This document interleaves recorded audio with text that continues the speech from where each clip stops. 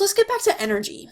We know that producers get their energy from sunlight, and then they churn that sunlight or they use that sunlight to create this glucose. And we know consumers get their energy from eating other things. But this still doesn't tell us exactly how. Like, okay, I eat this apple, how am I getting energy? Like, what's the energy in this apple, and how is that different versus if I eat a burger? Like, is the energy the same as the apple as the burger? What's going on? And it actually comes back to glucose. So we know that plants make glucose in photosynthesis. Glucose is energy as well. Plants took that sunlight, rearranged some molecules in order to create glucose. This sugar is an energy source.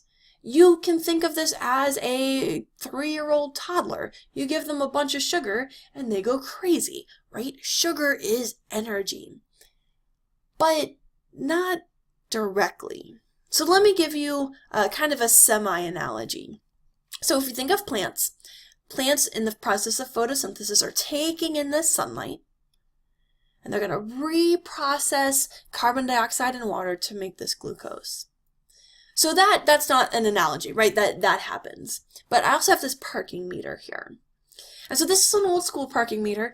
This might be one you've never seen before. I'm familiar with these, that they only took coins and that's it. There was no credit cards, there were no apps. You had coins or you didn't have coins. And so usually everyone had a container of coins in their car, not just for parking passes, but also for tolls, because this was before E-ZPass.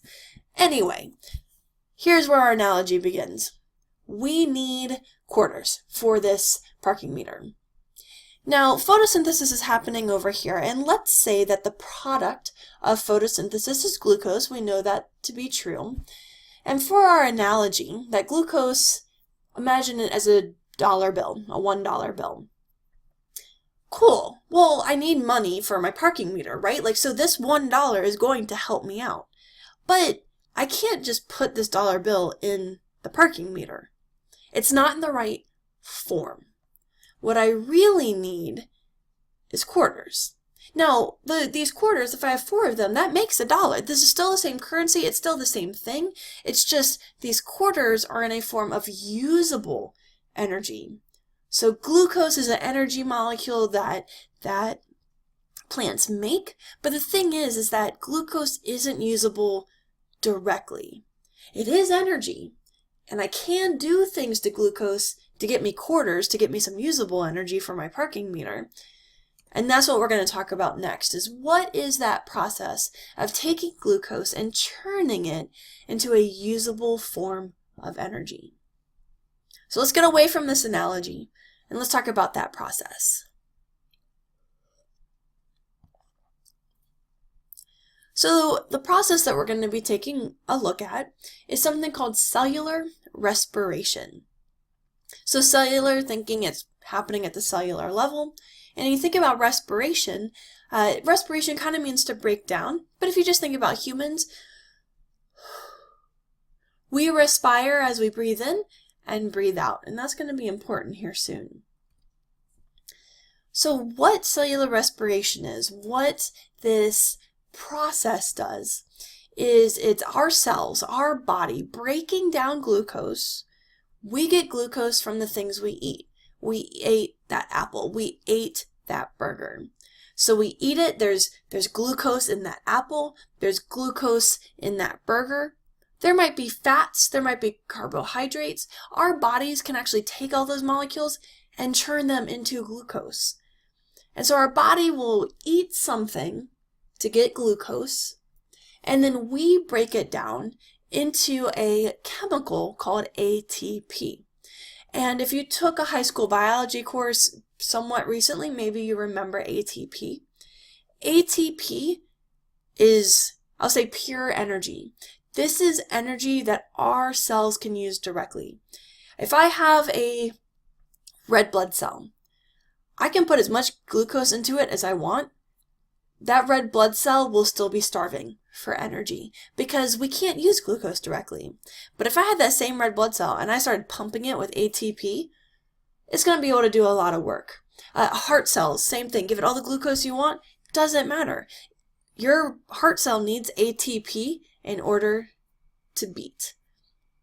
So ATP is the actual form of energy that our cells use. Now, the equation for cellular respiration looks very similar to the equation for photosynthesis, and that's why I've redrawn photosynthesis here. Recall that photosynthesis is carbon dioxide and water plus sunlight, and that's going to yield oxygen and glucose. Well, cellular respiration is nearly the opposite. So what we need is oxygen. You know this. You and I, we have to breathe to get that oxygen out of the air. And we need glucose. Now, you and I are probably not like dripping glucose on our tongues. We're eating food. And in the food we eat, it either has glucose or it has some sort of molecule inside that food, whether it's a fat or carb or protein, that our body is then able to change into glucose.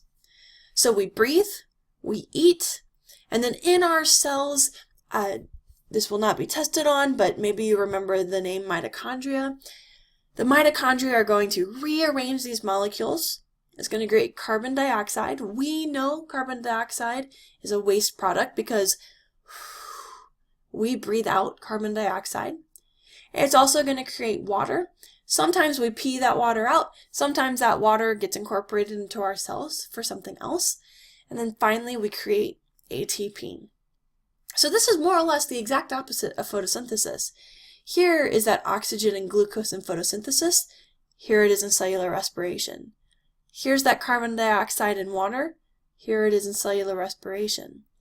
But essentially what's happened is that plants were able to use light energy to create this glucose in the first place. And then we as consumers take this glucose and turn it into ATP. We're not turning it back into light energy. This is not a 100% opposite of photosynthesis. So we create this ATP, which our cells can use directly. We only have, in human bodies, we only have about a 3-minute supply of ATP. If we had no glucose, if we had no any kind of nutrient in our body, 3 minutes it would take for our ATP to run out. So our body is making millions, billions, trillions of ATP every moment of every day. It is responsible not just for physical movement, it's responsible for your heart beating. It's responsible for you breathing. It's literally responsible for you thinking. So ATP, incredibly crucial. Now, it's very easy to think, oh, well, ATP, that's what consumers need, that's why we need to eat, blah, blah, blah. Yes, but all living things, all biotic things have to undergo cellular respiration, even plants. Plants need energy too.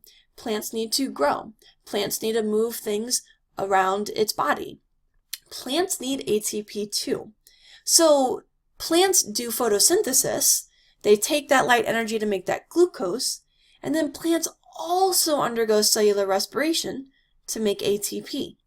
Everything has to make ATP, and one of the only ways to do that is through cellular respiration. So really keep that in mind. A lot of students miss that. So plants need that energy as well. They can't use the glucose directly, just like we can't use the glucose directly. They need to make it in that ATP form. So just as a recap, we have 3 major groupings of organisms. We have our producers, which are going to undergo photosynthesis in order to create glucose. We have our consumers. We have the herbivores, carnivores, omnivores, and decomposers. Remember, decomposers are a type of consumer. And of both our producers and consumers, all of them have to undergo cellular respiration. They have to take glucose and break it down to create that ATP energy.